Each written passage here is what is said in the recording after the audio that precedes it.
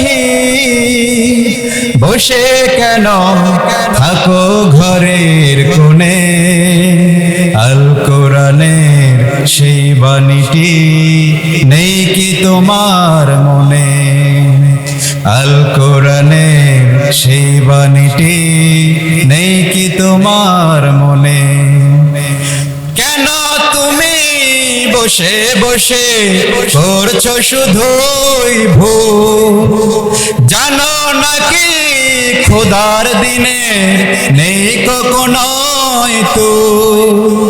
কেন তুমি বসে বসে করছো শুধুই ভুল, জানো নাকি খোদার দিনে নেই কখনোই তো।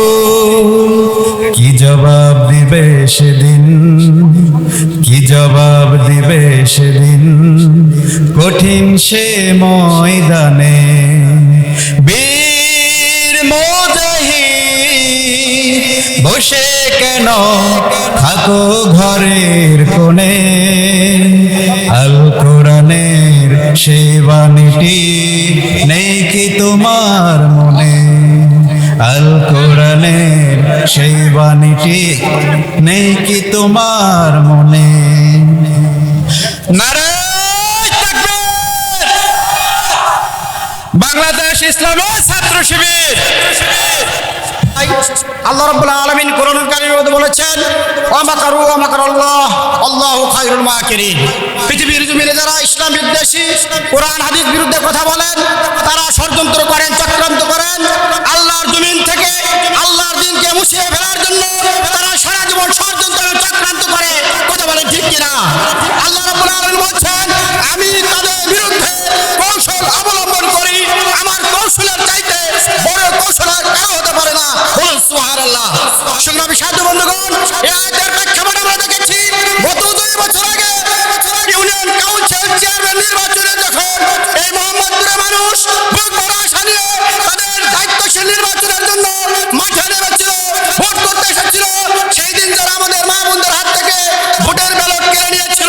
কথা বলে ঠিক কিনা? মাত্র 2 বছরের ব্যবধানে আল্লাহ রাব্বুল আলামিন তাদেরকে রাস্তা নাবুদ করে, অপমানিত করে, দুনিয়ার বুক থেকে, বাংলার জমিন থেকে নিশ্চিত করে দিয়েছে। কথা বলে ঠিক কিনা? সংগ্রামী সাথী বন্ধুগণ, আমাদেরকে লক্ষ্য রাখতে হবে, যারা আমাদের বিরুদ্ধে, ইসলামের বিরুদ্ধে চক্রান্ত করবে, আল্লাহ রাব্বুল আলামিন কঠোর হস্তে তাদেরকে ষড়যন্ত্র মোকাবেলা করবেন। কথা বলে ঠিক কিনা? আসুন আগামী দিনে বাংলাদেশ জামাত ইসলামীর পক্ষ থেকে দেশ গঠনের জন্য, রাষ্ট্র গঠনের জন্য যখন যে কর্মসূচি ঘোষণা করবে, আমরা সেই কর্মসূচি পালন করার জন্য সর্বাত্মক সহযোগিতা করব। এই আহ্বান জানিয়ে আপনাদের সুস্বাস্থ্য দীর্ঘ কামনা করে কথা শেষ করছি। আসসালামু আলাইকুম ওয়া রাহমাতুল্লাহি ওয়া বারাকাতুহু। ধন্যবাদ। এই পর্যায়ে বক্তব্য পেশ করছেন বাংলাদেশ জামাত ইসলামী পাঁচবিবি উপজেলা শাখার সম্মানিত সেক্রেটারি জনাব আবু সুফিয়ান মুক্তার।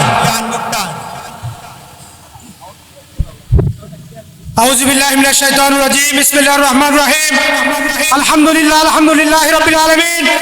আসসালাতু ওয়াসসালামু রাসূলিল কারীম, আম্মা বাদ। বাংলাদেশের মুক্তিকামী মানুষের আশা ভরসার একমাত্র কেন্দ্রস্থল, এশিয়া মহাদেশের সর্ববৃহৎ ইসলামী আন্দোলন বাংলাদেশ জামাত ইসলামী মোহাম্মদপুর ইউনিয়ন শাখা কর্তৃক আয়োজিত আজকের এই বিশাল কর্মী সমাবেশের সম্মানিত সভাপতি, মঞ্চে উপবিষ্ট রয়েছেন জেলা উপজেলা বিভিন্ন পর্যায়ের নেতৃবৃন্দ, আমার সামনে উপবিষ্ট আমার একান্ত প্রিয় আত্মার আত্মীয় দিনী ভাইরা, আসসালামু আলাইকুম ওয়া রাহমাতুল্লাহ। সমাজ উপস্থিতি, আপনি অবগত রয়েছেন আওয়ামী লীগ ফ্যাসিস্ট সরকার 2008 সালে ফখরুদ্দিন সরকারের সাথে আঘাত করে ক্ষমতা আসার পরে অনেক অত্যাচার নির্যাতন করেছে। সমাজ ভাইরা, তারা পরিকল্পিতভাবে বিডিআর হত্যাকাণ্ড ঘটিয়েছে, 57 জন চৌকস সেনা সদস্যকে হত্যা করেছে। সমাজ ভাইরা, এরপরে শাপলা চত্বরে রাতের আধারে গুলিবর্ষণ চালিয়ে হাজার হাজার আলেমদেরকে হত্যা করেছে। ঠিক না?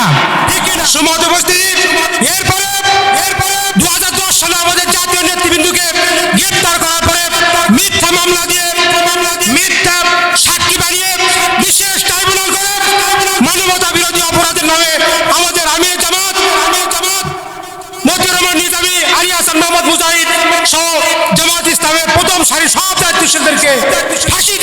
হচ্ছে, ঠিক কিনা? সম্মানিত ভাইরা, আমি আপনাদের উদাত্ত আহ্বান জানাতে চাই, আসল মানবতার মুক্তির জন্য, ইসলামকে পরিপূর্ণভাবে বিজয় করার জন্য, এদেশ থেকে হত্যা, সন্ত্রাস, খুন, দুর্নীতি আজীবনের জন্য বন্ধ করার জন্য বাংলাদেশ জামাত ইসলামী ডাকে আগামী জাতীয় সংসদ নির্বাচনে আমাদের যে প্রার্থী থাকবে, এই প্রার্থীকে বিজয় করার মাধ্যমে আমরা আমার দিনকে বিজয় করতে চাই। এই উদাত্ত আহ্বান রেখে সকলের সুস্বাস্থ্য কামনা করে আমার কথা শেষ করছি। আসসালামু আলাইকুম রহমতুল্লাহ।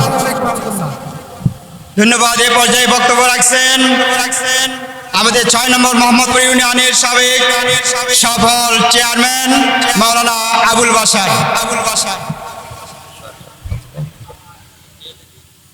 نحمده ونصلي على رسوله الكريم أما بعد فأعوذ بالله من الشيطان الرجيم بسم الله الرحمن الرحيم يريدون ليطفئوا نور الله بأفواههم والله متم نوره ولو كره الكافرون صدق الله العظيم।